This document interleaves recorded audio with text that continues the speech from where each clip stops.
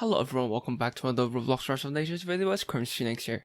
So what is Super Artillery? Well, Super Artillery was a strategy involving splitting artillery and stacking them with infantry. As you can see from this clip, my Super Artillery annihilates enemy units.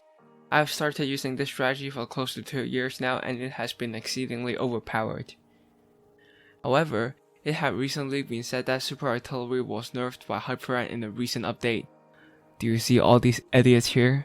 Well, I have created a new method to use Super Artillery which still works after the patch. This strategy works best in defense and can easily cause massive casualties. It's perfect for going up against a stronger enemy. Anyways, subscribe, like, and comment if you want more guides in the future. How do you create Super Artillery? Firstly, get a ton of infantry, from at least 500,000 to 2 million. Split them into 100k stacks and use the form line tool to make a circle. You can use 50k stacks if you cannot get enough manpower for the infantry, but it is not optimal. Try to do this in hilly or mountainous terrain to get extra entrenchment bonus if possible.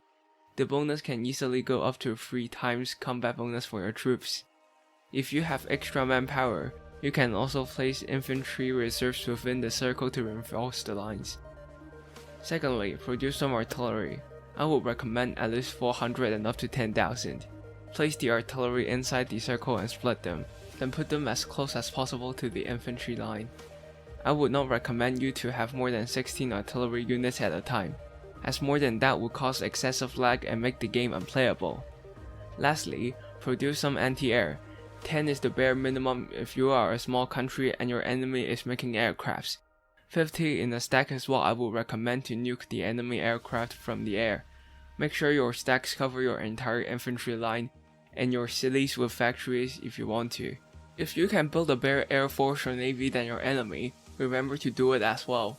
For your air force, you primarily need attackers to start damaging enemy stacks your artillery can't. Attackers deal more than triple the damage of artillery for the same cost. You should only get fighters if your opponent has an air force as well, otherwise ignore it. You can choose to build bombers if you want to destabilize your enemy or ruin their industry. For your navy, you have to know that destroyers, battleships, and aircraft carriers all are capable of shore bombardment of land units. Destroyers can only deal little damage to land units though, so they are primarily used for guarding your battleships and aircraft carriers against submarines. Battleships do deal some damage to land units, but the cream of the crop is definitely your aircraft carrier. You only need 1 aircraft carrier for shore bombardment, as more than that would benefit you very little. Aircraft carriers also have an insane range, even larger than artilleries.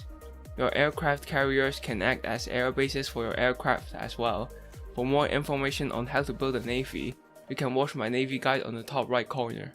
For research, it is highly suggested that you have researched maximum support range before using the strategy.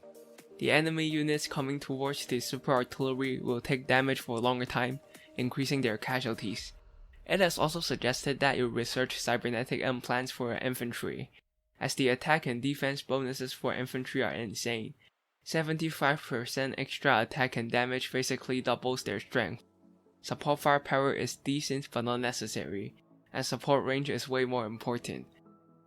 Before the war, make sure to train up all your units to the maximum, such that it provides 75% extra damage and defense for your units. Coupled with cybernetic implants for your infantry is close to tripling their strength. You should also spend all your military power rolling army generals. You will need a general buffing attack for your artillery and a general buffing defense for your infantry. Try to train up your generals to provide another extra 40% stat buff for your troops. So now that you have your units, here's how Super Artillery works.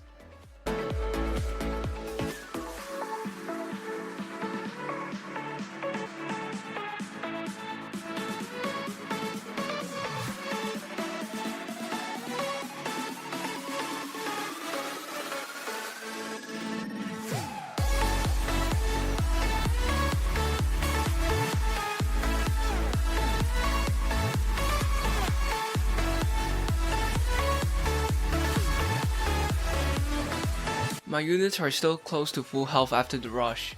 If the lag from artillery isn't too bad, you can try to micromanage your infantry to catch enemy artillery off guard.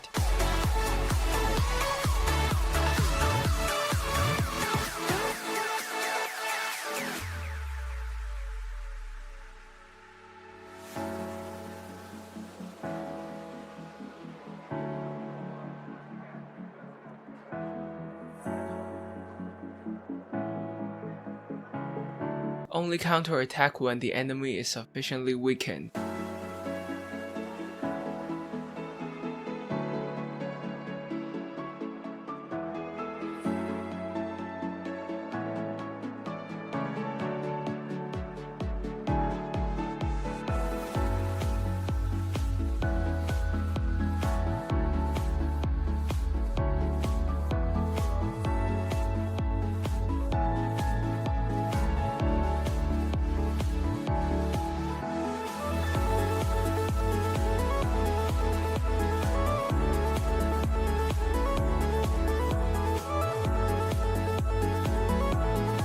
If you are on the offensive, you should consider getting artillery mobility to outrun infantry, but noted that moving artillery cannot attack any units.